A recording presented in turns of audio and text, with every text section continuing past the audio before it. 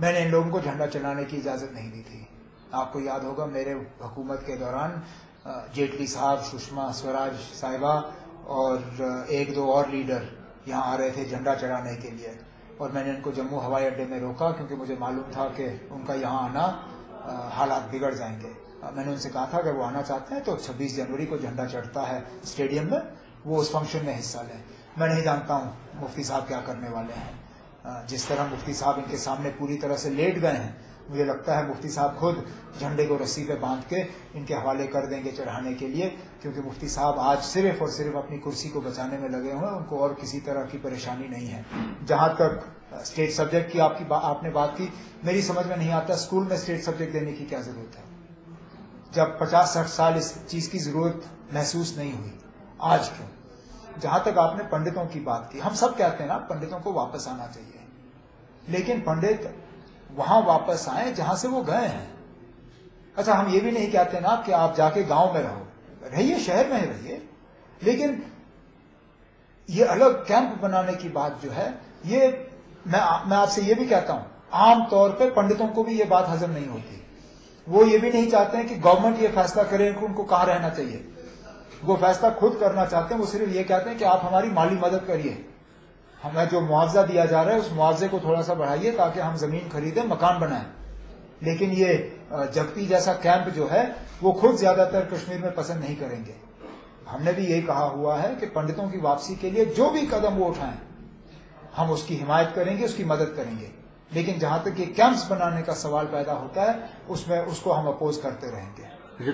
अब 55,000 उनके मेंबर बने या नहीं बने, इलेक्शन में उन्होंने श्रीनगर में जलसा किया था, पूरी वादी के लोग जमा किए, मुझे नहीं लगता है 5,500 लोग भी थे उस जलसे में।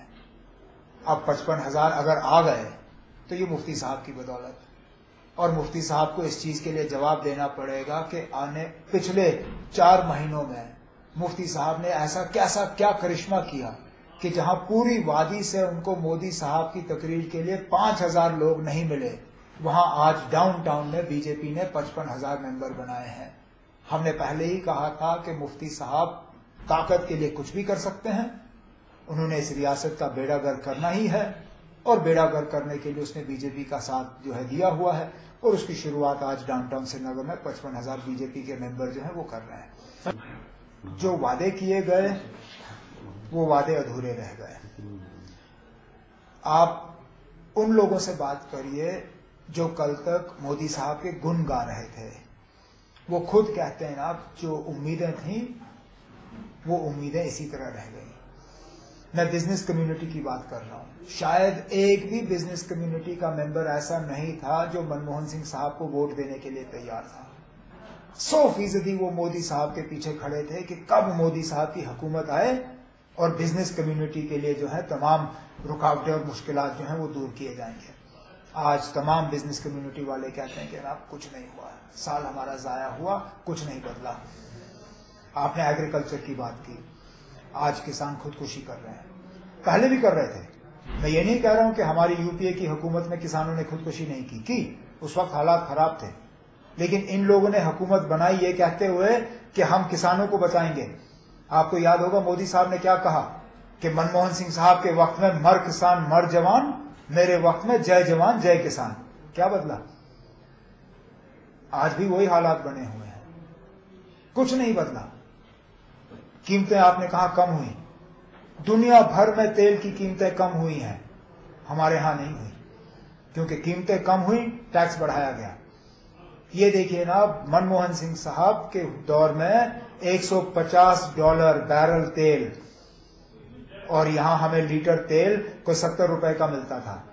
आज वही तेल बैरल $50 बैरल, लेकिन हम आज भी 70 रुपए पेट्रोल का दे रहे हैं। फर्क देखिए ना, उतनी कीमतें और यहां मामला सही है ना, इन लोगों से नहीं चल रहा है, और इसका नतीजा आप यूपी और बिहार में भी देखेंगे, जम्मू कश्मीर में तो आपको दिख ही रहा है। आज अगर इलेक्शन हुए, मैं दावे से कहता हूं, अगर आज इस रियासत में इलेक्शन हुए, कुल मिला के बीजेपी और पीडीपी के 10 सीटें नहीं आनी है।